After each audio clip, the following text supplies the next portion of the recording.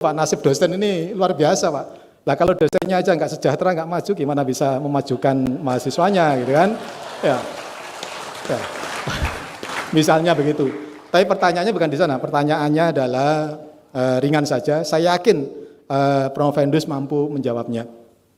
Kalau saudara Prof. Vendus diberi kebebasan untuk memilih, saudara akan memilih menjadi menteri apa? Silakan.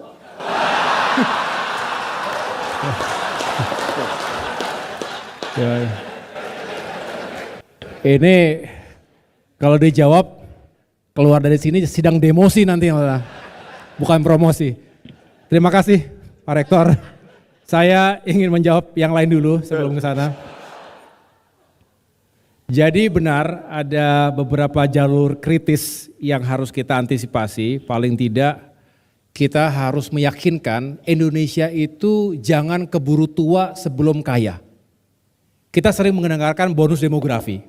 Muda produktif, 70% nanti usia produktif ketika Jepang, Eropa mengalami declining population, aging population. So what? Terus apa?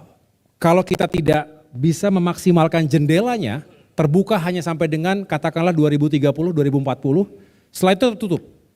Nah, dalam kurun waktu itu kalau kita tidak bisa melakukan lompatan-lompatan, kita terjebak. Dan bahaya kalau kita terjebak selamanya dalam middle income trap.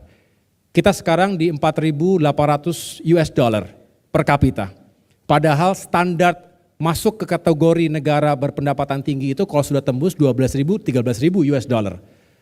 Nah, mampu tidak dalam kurun waktu tadi kita bisa tembus sehingga pendapatan masyarakat kita per kapita jauh lebih baik berkali-kali lipat.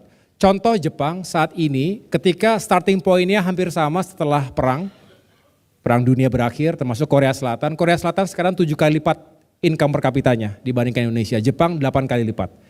Indonesia kita bekerja keras. Kita bersyukur terus terjadi peningkatan dan harus ada lokomotif ekonomi yang benar-benar bisa membuat peningkatannya drastis. Memang yang harus dikejar adalah pertumbuhan tinggi, tapi tentunya pertumbuhan tinggi yang berkeadilan dan juga berkelanjutan.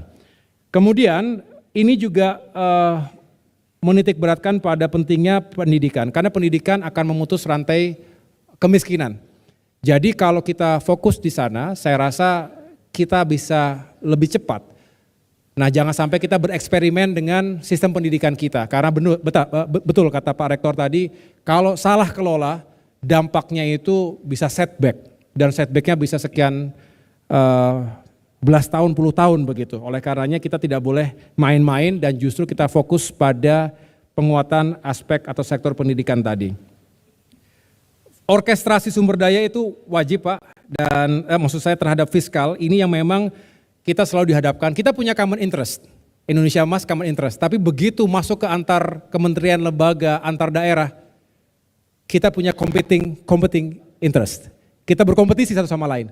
Semua mencari alokasi anggaran yang juga bagus, yang juga meaningful agar program-program kita jalan. Semua bidang pasti merasa bidangnya penting, bahkan lebih penting daripada yang lain. Disinilah kembali kita mengharapkan hadirnya kepemimpinan yang juga bisa mengorkestrasi seperti kita bayangkan simfoni. Ada seorang dirigen. Nah, tidak setiap kali flute itu bunyi. Tidak setiap kali simba itu juga bunyi. Kalau drum band, marching band kemarin kita HUT TNI, yang datang HUT TNI kemarin luar biasa, 5 Oktober, itu lihat drum band. Ada penata ramanya, stick masternya.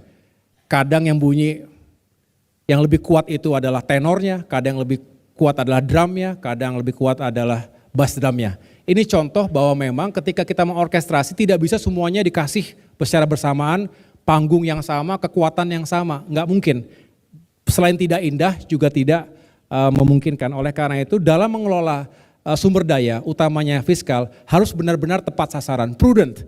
Jangan semuanya ingin besar tapi pada akhirnya justru menjadi tidak optimal semuanya. Ini sekali lagi butuh kekuatan orkestrasi yang juga berbasis pada prioritas yang memang telah ditetapkan sebelumnya. Dan yang terakhir, Kalau ditanya tentu saya tidak bisa menjawab Pak, mohon maaf sekali. Kecuali ini saya nggak bisa menjawab ya, karena memang ini sudah menjadi tabiat, bukan hanya secara terbuka, secara tertutup saja. Kalau ditanya pasti saya mengembalikan kepada yang memberikan tugas. Karena itu adalah hak prerogatif seorang presiden. Tugas kita, ini berlaku nih banyak kawan-kawan di tentara, pasti begitu ya. Siap menjalankan tugas, siap. Gitu. Di mana saja, asal tidak jauh dari Monas gitu kira-kira. Tapi prinsipnya di mana saja Pak, karena setiap orang punya value, setiap orang punya peran, dan saya dan yang lainnya semua pasti ingin menjadi bagian dari peran itu. Mudah-mudahan itu bisa kita wujudkan bersama-sama Pak. Jadi dimanapun kami siap dan harus siap. Terima kasih Pak.